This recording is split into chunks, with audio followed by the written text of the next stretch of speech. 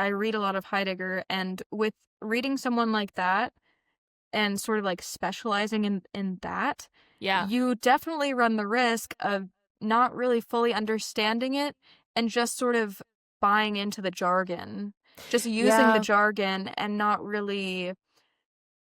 And at that point, it is like, well, it might as well just be a cult if I'm just going to adopt the jargon and just spew it out of my mouth and not really try to understand it and then, scrutinize it or like Yeah. use it as a springboard for my own philosophical inquiries that may be completely different from that like philosophical tradition or like, Yeah. Heideggerian philosophy.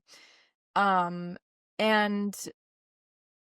it like I think about it a lot too with like the podcast because I'm like, how often is it that like in conversations like this, I'm just rehashing old syntheses that I've had, like versus how often am I really putting together new ideas and Yeah. actively forming new ideas that will become my own sort of canon, Like, Yeah. and oftentimes I'm just kind of saying stuff that I've said before. And like, that's another thing. Like, maybe the concussion is useful for this because things that I'm not advising you to go home and get a concussion, everyone. Don't fall on the bus. Don't fall. Hold on to the railing on the bus because sometimes you think it's stopped because it's a replacement bus service that you weren't planning on taking, so you've never taken this route before. But sometimes it's not at the bus stop, it's just at a stoplight, but you can't see it because you're short. So you let go of the railing and then you fall down. So hold on to the railing. Everyone, put a finger down if that's ever happened. Never have I ever fallen on the bus because I thought it was stopped. No. Sorry. Guilty. But yeah, Guilty. guilty. But this is something that I'm like, there are times when I'm like, oh, I'm able to talk and like that makes sense. But it's like, it's because it's not hard for you to put that thought together because you've put it together like 50 other times. And you're just saying, like, Isn't that in a sense canonizing it, like what you're saying though? Like, yes, every time you like there's something so magical about the like moment of like oh that and we got the next one or the next thing or the next like yeah, kind of little dancey that happens in your brain. Why am I doing this? That's so funny. But you know what I mean. The next like I do. ooh. Like epiphany, yeah. Yes, that's a beautiful word for it. But at the same time, for the epiphany, this is the epiphany dance. So scary. Okay. wait, for the thumbnail? Oh my god. Okay, if we don't get 1 million views, I send it back. 1 million views? but in some way for like creating this body of work, you do kind of have to rehash some of your thoughts, right? Yeah. And restate them. And so it's like, once again, I think it's a balance between like, absolutely, there are so many like of the thinkers of our time that came up with one good idea and are just cashing it in on that.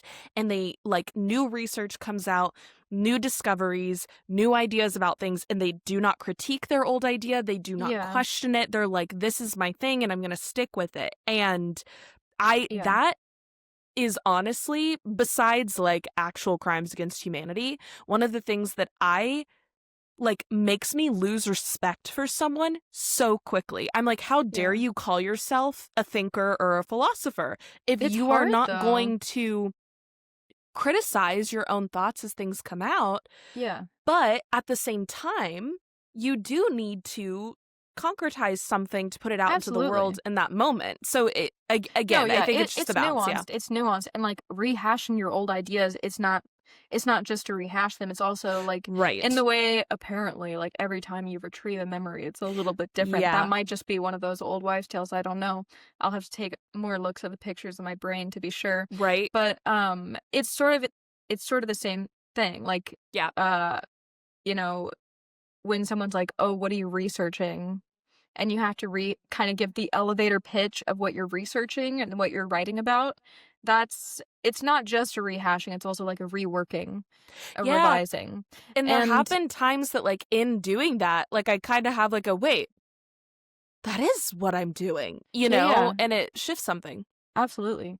So yeah, again, I totally agree with you. It's always sort of a balance. So it's Yeah. more nuanced than just like, oh, I've already said this sort of thought before. So it's like Yeah. immediately like I must be saying it this second time in bad faith. It's not that. It's just like Yeah. I do catch myself sometimes just I don't know, I just think it's worth thinking about how often am I having new ideas and how Yeah. often am I just saying this thing that I've believed for a long time but really haven't critically evaluated it In a recently while. enough. Yeah. Yeah, and I Um don't want to minimize that feeling either because I do relate to it, especially in you saying like on the podcast too and like comparing it to other episodes. Like sometimes it's weird to go back and listen to them and be like, what do I actually think that? Like sometimes I'll just say something and then I'll hear myself yeah. say it and it's like, huh. Yeah. But also there is this like with you saying like the cult of Heidegger, right? And just reiterating jargon versus um actually diving in and analyzing it. Hearing you talk about that I think is one of the things that I admire most about your academic approach. I think you are one of the people that truly like strives to forge your own understanding for yourself, and I am constantly like impressed and inspired to do that for Thank you. myself through how you approach it, truly, because you're not someone, at least in my experience, anytime you use jargon, it does not feel like you're just kind of pulling it to be jargony. It's like, no, Lauren understands what this term means and is intentionally using it here Yeah. because it's the best term for what you mean. And I know Sometimes that that's what I you strive to do, but sometimes I it's like, yeah. I mean, the number of times yeah, I've heard Heidegger people say the presencing of the presently present and not explain what it means. I'm like, I guess I'm just supposed to know what that means. Like, yeah. that's one area of Heidegger that I have yet to fully wrap my head around, like presence versus the present versus like, yeah. Uh, that's one area that I can't speak confidently about that because I have no fucking clue what that's supposed to mean.